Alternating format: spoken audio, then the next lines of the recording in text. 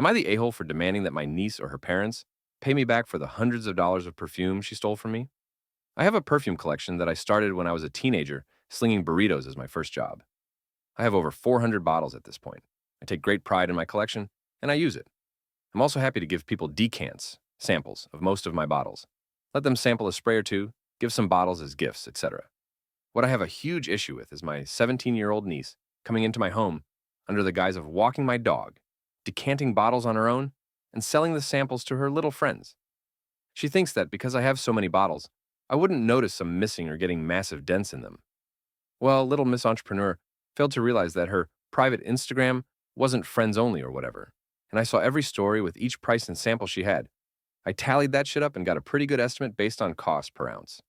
Thankfully, she mostly picked the TikTok famous perfumes like Bianco Latte and Escapade Gourmand and didn't go for the rarest niche perfumes. She did snatch an entire 2.5-ounce bottle of Baccarat Rouge, though, which runs $300+ at most retailers, as well as full bottles of perfumes you can get at Sephora, like Marc Jacobs Daisy, Burberry Her Elixir, Flower Bomb, etc. Petty or not, I printed out the entire list of what she'd taken, price estimate, and handed it off to my sister, her mom. I said that I expect to be paid back in full, and of course, she is never allowed in my home again. My sister got super pissy with me, going on about how my niece is just a kid, kids make mistakes, etc. I said yes, kids make mistakes, and this is a great way for my niece to learn from hers. They argue that now the money she was going to use for a car has to go towards paying me back. I don't care. Now, she is lucky that I have no interest in involving the police, small claims, or any of that.